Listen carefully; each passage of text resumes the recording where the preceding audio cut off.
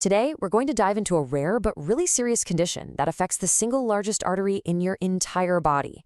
It's a kind of silent danger that can develop without any warning. But stick with me, because by the end of this, you'll get exactly what it is, who's at risk, and the pretty remarkable way doctors can now fix it, from the inside out. Okay, so to really get this, I want you to picture your aorta as the main superhighway of your circulatory system. I mean, this thing is a massive vessel. It comes right off the top of your heart, and its job is to carry all that fresh, oxygen-rich blood to literally every part of your body. It is built tough, designed to handle immense pressure 24/7. But, just like any highway, this vital structure isn't totally immune to wear and tear. And over time, a weak spot can form. Think of it like a dangerous pothole that doesn't just sit on the surface, but actually burrows down into the wall of the aorta itself.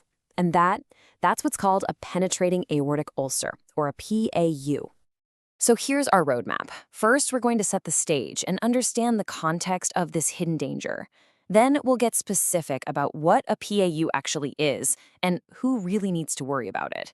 After that, we'll look at how doctors find it, the huge treatment decisions they have to make, and finally, we'll get into the incredible tech they use to repair the aorta from within. All right, so to really get a handle on this hidden danger, you need to know it's part of a whole family of medical emergencies known as acute aortic syndromes. So what exactly is this pothole we're talking about? Let's break it down. Basically, it's an ulcer, a sore, that forms in an area of hardened plaque. But the key word here is penetrating. It doesn't just sit on the inner lining, it actually digs through that lining and burrows into the deeper layers of the artery wall. It's not a surface problem, it's going deep. And this is where you start to see just how unique PAUs are. You see, when you look at all the acute aortic syndromes, which include things like dissections where the artery tears, and intramural hematomas, which are like a deep bruise in the aorta's wall, well, PAUs, they make up just the tiniest sliver of all cases. Yep, they account for just 2 to 3% of the total. So this rarity is a huge part of the story. We're talking about an uncommon but very potent threat. And this comparison really makes it clear. A PAU is like a crater that pouches outward, digging into the aorta's wall. An aortic dissection, on the other hand, is a tear that lets blood get between the layers of the wall, splitting them apart and creating a new false channel for blood to flow. The analogy holds up. A PAU is a pothole, a dissection is a long crack that spreads down the highway, two totally different types of failure. Okay, so who is most likely to develop one of these dangerous potholes? Well, the patient profile is actually pretty specific. If you were to sketch out the classic patient, you'd be looking at an older man, with the average age hitting right around 72. That's about a decade or two older than your typical patient with an aortic dissection. And some risk factors are almost universal here.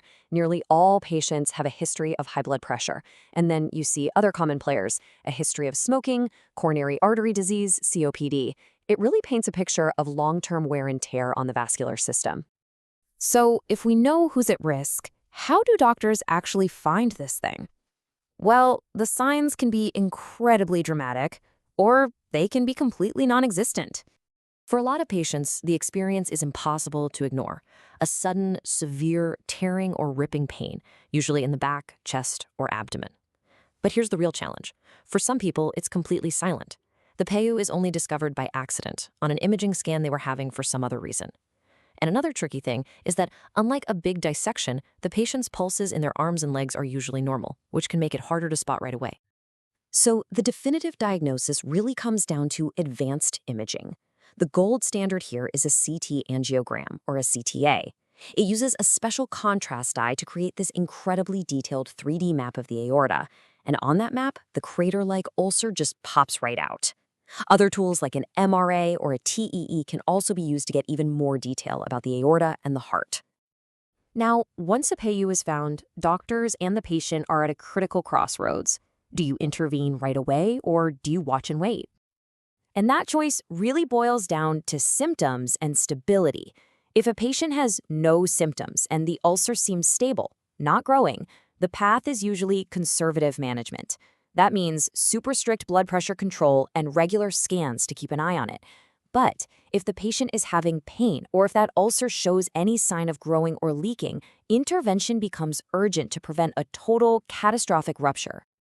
And this right here, this quote is why that decision is just so critical. It tells us that for patients who actually have symptoms, almost half of them, 41%, show up at the hospital already in a state of emergency with a ruptured aorta. That just hammers home how life-threatening a symptomatic PAU is and why there's such an urgency to treat it. So how do they fix it? Well, this is where medical innovation just gets incredibly cool. Not that long ago, the only option was a massive open chest or open abdomen surgery with mortality rates that could be as high as 21%. But today, the first-line treatment for most of these is a minimally invasive technique called TEVAR. That's thoracic endovascular aortic repair. The difference in risk is just night and day. With TEVAR, the 30-day mortality rate is under 5%. It's a game changer. So how does this magic work? It's fascinating. Through just a tiny incision, usually in the groin, surgeons snake a thin tube called a catheter up into the aorta. On the end of it is a collapsed fabric-covered stent called a stent graft. Once they get it into position right over the ulcer, they deploy it.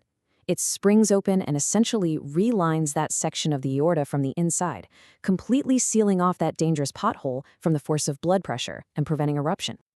And this data shows you why timing is everything. Just look at the difference here. When TEVR is done as a planned, elective procedure, the 7-year survival rate is amazing, over 84%. But if it's done as an emergency repair after things have gone wrong, that survival rate plummets to just 46%. It's stark proof that finding and fixing these things before they become a crisis makes all the difference in the world. The story of the penetrating aortic ulcer is really a perfect example of medical progress, right? We've turned a condition with terrifyingly high mortality into something manageable, all thanks to better imaging and smaller, smarter tools.